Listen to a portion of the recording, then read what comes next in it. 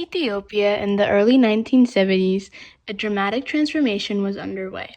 Today we explore how one moment of hope became one of the darkest chapters of modern Ethiopian history, the Red Terror.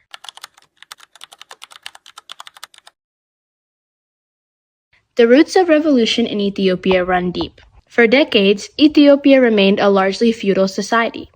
Vast tracts of land were owned by a small elite, while millions of peasants worked as tenant farmers under oppressive conditions. By the 1960s, urban students and workers began questioning the old order, calling for land to the tiller, a slogan that captured their demand for equality and reform. In the early 1970s, Ethiopia's rural heartland suffered from severe food shortages.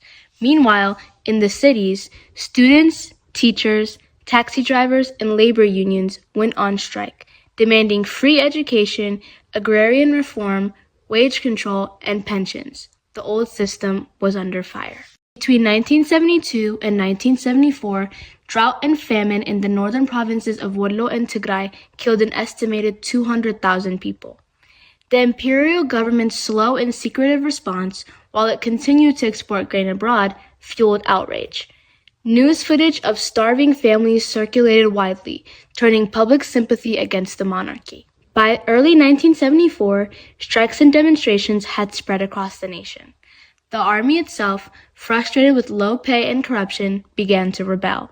On September 12th of 1974, the Derg, a military council of dissenting officials, deposed the emperor and declared Ethiopia a socialist state. The 84-year-old monarch was arrested and later killed under mysterious circumstances in 1975. Ethiopia's 3,000-year-old monarchy, going all the way back to the biblical times of King Solomon and the Queen of Sheba, was now gone, and a new socialist military government had taken power. The Derg promised radical reforms: land redistribution, nationalization of banks and industries, and a shift towards socialism inspired by Marxist-Leninist ideology. In 1975, the Derg announced the slogan "Land to the Tiller," redistributing large estates to peasants and abolishing landlordism. It also launched literacy campaigns and sought to modernize the state, but beneath the surface, cracks began to show. Competing visions of revolution emerged, a struggle for who would define Ethiopia's future. Student movements and leftist political groups like the Ethiopian People's Revolutionary Party, also known as IHAPA, and the All Ethiopia Socialist Movement, also known as Mason, demanded democracy and civilian rule. The Derg, dominated by military officers, saw them as threats. By late 1976, the Derg's power was contested from all sides. IHAPA accused the military of betraying the revolution and began armed attacks and assassinations, a period known as the White Terror. Amid this chaos, Mengistu Haile Mariam, a fiery officer known for his hardline socialist views, rose to prominence. 2 months later, in April of 1977, he staged a chilling public spectacle at Meskel Square in Addis Ababa, Ethiopia's capital. In front of thousands, Mengistu smashed bottles filled with red liquid, symbolizing the blood of counter-revolutionaries.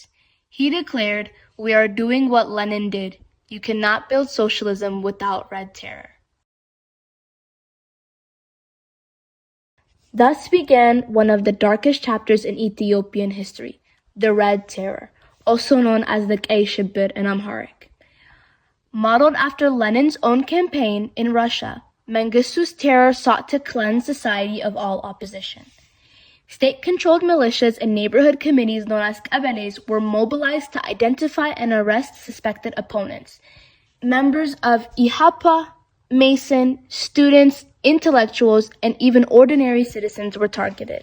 እኛ ሌሊቱን በሙሉ ተደብቀን ወረቀት ስንበትን ነበር ማለት ከዛ ወደ አሲምባ ልንሄድ እንትን ስንል አሁንም ተባል ተከለከለ ታሰረ because of PRP I was in prison.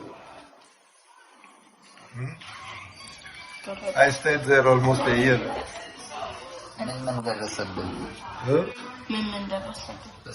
ተደፈደፍና ተደበደብን ተገረፍ ተቀጠቀጥ በቃ አስራዋቸው ላያቸው ላይ ዘይት እንትን ቤንዚን እየተርከፈከፈ በክብሪት ለኩሱባቸው ነበር። በዚህ ሆነ በዚህ ስት እንዳትጮህ መጨረሻ የአፍ ማፈኛ ነገር ተደርጎ እንደዚህ ተንጠልጥለህ የመቀመጫ ወደዚህ ተገልጥ ይወጣል ከጠቅፋል።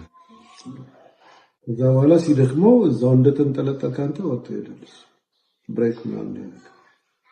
Throughout the Red Terror, thousands were imprisoned and kept in unsanitary conditions, and in some cases, entire families were executed. House-to-house searches, arbitrary detentions, torture, and executions became daily occurrences. Bodies were left on the streets as warnings. Families were often forced to pay for the bullets used to kill their loved ones. Estimates of the dead vary widely, from as low as 10,000 to more than 1 million. The exact number will never be known. What is certain is that an entire generation was lost. By 1978, the revolution's children were gone. Many families still lack closure. Their loved ones' bodies never returned.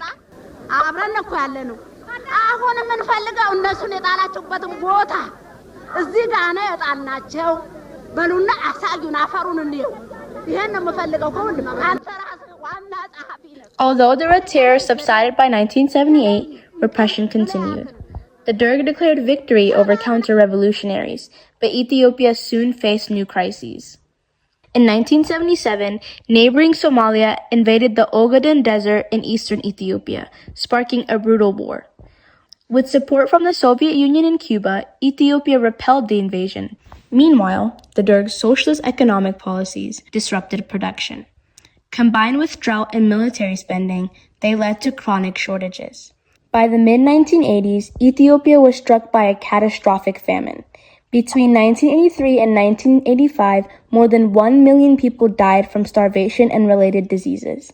Images of the famine shocked the world and led to global fundraising efforts like Live Aid. Yet the Derg's forced resettlement displaced millions more and deepened suffering. On top of that, civil wars continued across the country, as various ethnic and political groups fought to overthrow the regime. By the late 1980s, the Derg's power crumbled under the weight of war, famine, and economic collapse. The Soviet Union's own fall in 1991 cut off vital aid. In May of 1991, a coalition of rebel forces known as the Ethiopian People's Revolutionary Democratic Front entered Addis Ababa.